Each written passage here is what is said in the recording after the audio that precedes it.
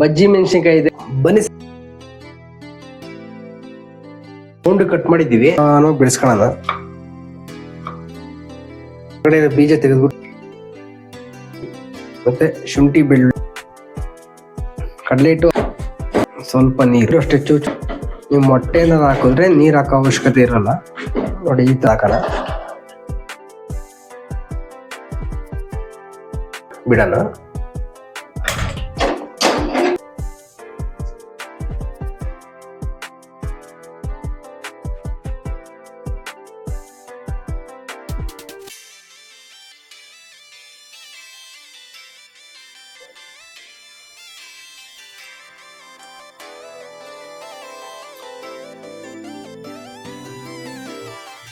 ಅದ್ಭುತವಾಗಿದೆ.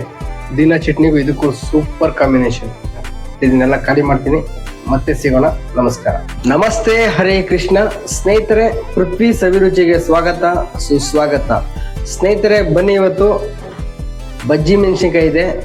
ಬಜ್ಜಿ ಮಾಡಲ್ಲ, ಕಬಾಬ್ ಮಾಡೋಣ.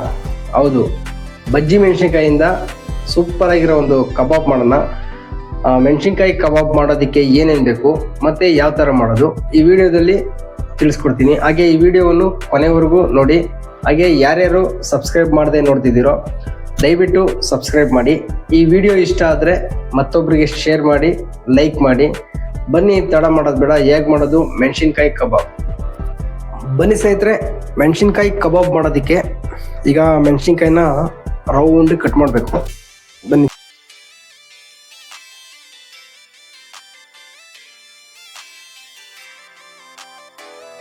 ಬನ್ನಿ ಸ್ನೇಹಿತರೆ, ಈಗ ರೌಂಡ್ ಕಟ್ ಮಾಡಿದ್ದೀವಿ. ಈ ಒಳಗಡೆ ಇರೋ ಬೀಜ ತೆಗಿಬೇಕು. ನಿಧಾನವಾಗಿ ಬೆಳೆಸ್ಕೊಳ್ಳೋಣ.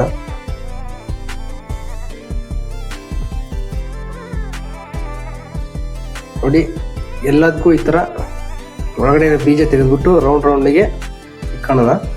ಎಲ್ಲನೂ ತೆಗಿತು. ನೋಡಿ ಸ್ನೇಹಿತರೆ, ಮೆಣಸಿನ್ಕಾಯಿ ಕಬಾಬ್ಗೆ ಒಳಗಡೆ ಎಲ್ಲ ಬೀಜ ತೆಗೆದು ರೆಡಿ ಮಾಡಿ ಇಟ್ಕೊಂಡಿದ್ದೀನಿ. ಈಗ ಯಾವ ಥರ ಮಾಡೋದು ನೋಡೋಣ.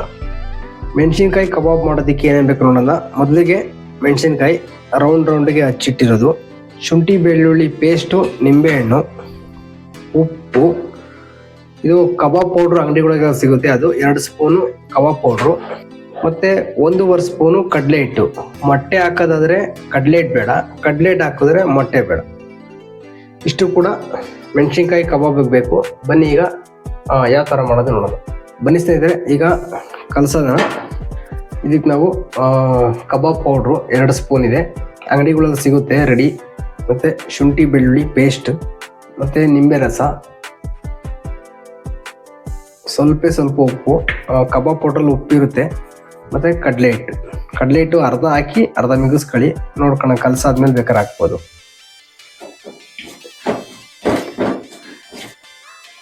ನೀರು ಅಷ್ಟೇ ಚೂರೇ ಹಾಕೊಬೇಕು. ನೋಡಿ, ಈ ಥರ ಇದ್ರೆ ಸಾಕು. ಜಾಸ್ತಿ ತೆಳ್ಳಗೂ ಇರಬಾರ್ದು, ಜಾಸ್ತಿ ಗಟ್ಟಿನೂ ಇರಬಾರ್ದು. ಇಷ್ಟಿದ್ರೆ ಸಾಕು. ಈಗ ನಾವು ಹಚ್ಚಿಟ್ಟಿದ್ದೀವಲ್ಲ ಮೆಣಸಿನ್ಕಾಯಿ, ಅದು ಹಾಕೋಣ.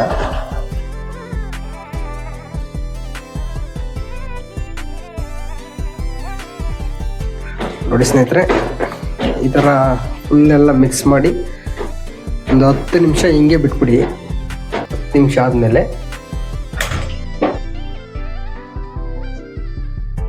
ನೋಡಿ ಸ್ನೇಹಿತರೆ, ಇದು ಗಾಣದ ಎಣ್ಣೆ, ಹಂಗಾಗಿ ಇದಕ್ಕೆ ಸ್ವಲ್ಪ ಹುಣ್ಸೆಹಣ್ಣು ಹಾಕಿದ್ರೆ ಮಾತ್ರ ಕಬಾಬ್ ಮಾಡೋಕ್ಕಾಗುತ್ತೆ, ಇಲ್ಲಾಂದರೆ ನೊರೆ ಬಂದ್ಬಿಡುತ್ತೆ. ಸ್ವಲ್ಪ ಹುಣ್ಸೆಹಣ್ಣು ಹಾಕಿದ್ದೀನಿ. ನೋಡಿ ಸ್ನೇಹಿತರೆ, ಎಣ್ಣೆ ಕಾದಿದೆ, ಹುಣ್ಸೆಹಣ್ಣು ತೆಗೆದುಬಿಡೋಣ.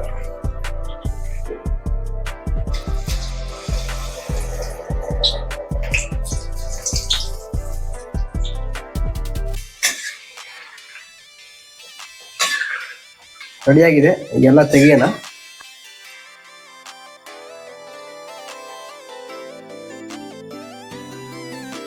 ನೋಡಿ ಸ್ನೇಹಿತರೆ, ಏನು ಅದ್ಭುತವಾಗಿ ಕಾಣ್ತಿದೆ, ಸಖತ್ತಾಗಿ ಬಂದಿದೆ.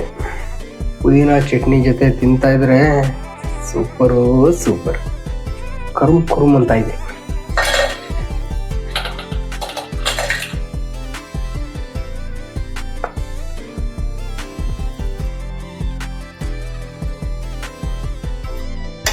ನೋಡಿ ಸ್ನೇಹಿತರೆ, ರೆಡಿಯಾಗಿದೆ ಮೆಣಸಿನ್ಕಾಯಿ ಕಬಾಬ್ ಪುದೀನ ಚಟ್ನಿ.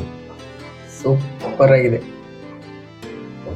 ನೋಡಿ ಸ್ನೇಹಿತರೆ, ನನ್ನೊಬ್ಬನಿಂದ ನನ್ನ ದೇಶಕ್ಕೇನು ಲಾಭ ಎನ್ನುವ ಯಾರೊಬ್ಬರಿಂದಲೂ ದೇಶಕ್ಕೆ ಏನು ಲಾಭವಿಲ್ಲ. ಒಬ್ಬರು ಸಾಕು ದೇಶವನ್ನು ಬದಲಾಯಿಸಲು. ಆ ಒಬ್ಬರು ನೀವೇ ಯಾಕಾಗಬಾರ್ದು? ಆ ಒಬ್ಬ ನಾನೇ ಯಾಕಾಗಬಾರ್ದು ಅಲ್ವಾ? ಬನ್ನಿ ಸ್ನೇಹಿತರೆ, ಮೆಣಸಿನ್ಕಾಯಿ ಕಬಾಬ್ ರೆಡಿ ಆಗಿದೆ. ಏನೇನು ಐಟಮ್ ಬೇಕು ಮತ್ತೆ ಹೇಗೆ ಮಾಡೋದು ಅಂತ ನೋಡಿದ್ರಿ. ಈಗ ನೋಡಿ, ಸುಂದರವಾಗಿ ಅದ್ಭುತವಾಗಿದೆ. ಮನೆಯಲ್ಲಿ ನೀವು ಒಂದ್ಸತಿ ಟ್ರೈ ಮಾಡಿ, ಹೇಗಿತ್ತು ಅಂತ ಕಾಮೆಂಟ್ ಅಲ್ಲಿ ತಿಳಿಸಿ. ನೋಡ್ಬೋದು, ತುಂಬಾ ಅದ್ಭುತವಾಗಿದೆ. ಹಾಗೆ ಆಹಾರವೇ ಮೊದಲ ಔಷಧಿ. ನಿಮ್ಮ ಆರೋಗ್ಯ ನಿಮ್ಮ ಕೈಯಲ್ಲೇ.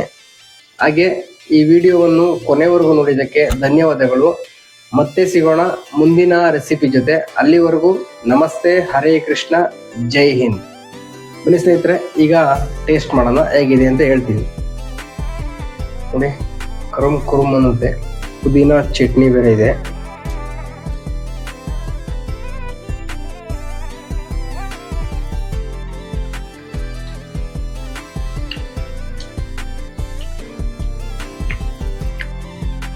ಅದ್ಭುತವಾಗಿದೆ. ಪುದೀನ ಚಟ್ನಿಗೂ ಇದಕ್ಕೂ ಸೂಪರ್ ಕಾಂಬಿನೇಷನ್. ನೀವು ಒಮ್ಮೆ ಟ್ರೈ ಮಾಡಿ, ತುಂಬಾ ಚೆನ್ನಾಗಿದೆ. ಮಕ್ಕಳಿಗೂ ತುಂಬಾ ಇಷ್ಟ ಆಗುತ್ತೆ. ಯಾವಾಗಲೂ ಒಂದೇ ತರ ಬಜ್ಜಿ ತಿನ್ನೋದ್ರಿಂದ ಅವ್ರಿಗೂ ಬೇಜಾರಾಗಿರುತ್ತೆ. ಈ ತರ ಒಂದ್ಸತಿ ಮಾಡ್ಕೊಡಿ. ಇದನ್ನೆಲ್ಲ ಖಾಲಿ ಮಾಡ್ತೀನಿ. ಮತ್ತೆ ಸಿಗೋಣ. ನಮಸ್ಕಾರ.